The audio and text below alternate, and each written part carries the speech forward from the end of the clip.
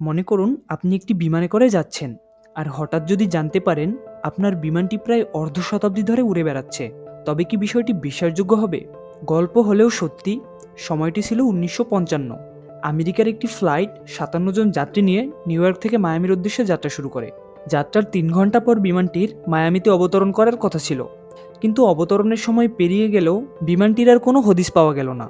Air traffic control tower অনেক চেষ্টা করেও ব্যর্থ হয় পাইলটের সাথে যোগাযোগ স্থাপন করতে। অবশেষে নিউ ইয়র্ক থেকে জানা গেল আকাশেই রহস্যময়ভাবে হারিয়ে গেছে ফ্লাইট 914। বিমানে থাকা 61 জন মানুষের একজন ব্যক্তিরও কোনো সন্ধান পাওয়া যায়নি।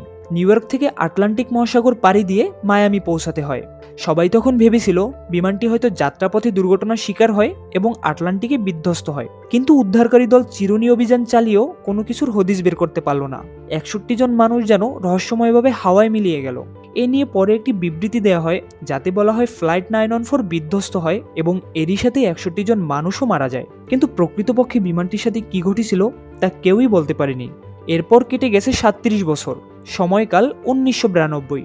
ভেনেজুয়েলার কারাকাস বিমানবন্দরে একটি বিমানের পাইলট অবতরণ করার অনুমতি চায়। তারা জানায় তাদের ফ্লাইটের নাম 914। একই সাথে তাদের বিমানে 4 জন ক্রু মেম্বার সহ মোট 61 জন যাত্রী রয়েছে।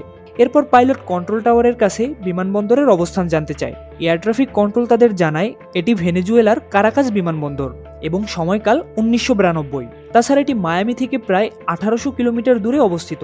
এটা শুনে পাইলট ও তার সহকারী পাইলট বলে, oh my God, how is this possible? Control tower তাদের অনুমতি দিলে তারা বিমানটি নিয়ে রানওয়ের কাছাকাছি চলে আসে। তখন দেখা যায় এটি একটি চার্টার DC-4 এয়ারক্রাফট। এটিসি থেকে পাইলটদের কথাবার্তা শুনে বোঝা যাচ্ছিল তারা খুব অবাক হয়েছে এখানকার বিমানবন্দর ও বিমানগুলো দেখে। এগুলো যেন বিমান নয়, কোনো এলিয়েনদের স্পেসশিপ। রানওয়ে স্পর্শ করার সাথে সাথে পাইলট তাদের সিদ্ধান্ত বদলান। তারা আর এখানে অবতরণ করেন না। এই সময় সহকারী পাইলট বিমানের জানালা দিয়ে ছোট্ট একটি ক্যালেন্ডার বাইরে ফেলে দেয়। পরক্ষণেই তারা আবার টেক অফ করে আকাশে মিলিয়ে যায় এবং রাডারের সীমানার বাইরে চলে যায়। এরপর বিমানটি কোথায় গিয়েছে তা আর কখনো জানা যায়নি। বিমানের জানালা থেকে ফেলে দেয়া ক্যালেন্ডারটি ছিল সেই 1955 সালের।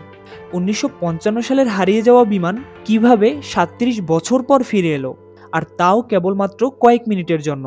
এই 37 বছর তারা কোথায় ছিল, বা বিমানে অবস্থানরত 61 জন মানুষেরই বা কি হয়েছিল? এরকম হাজারো প্রশ্নের উত্তর প্রশ্ন হিসেবেই রয়ে গেছে, যার কোনো সমাধান আধুনিক বিজ্ঞান দিতে পারেনি।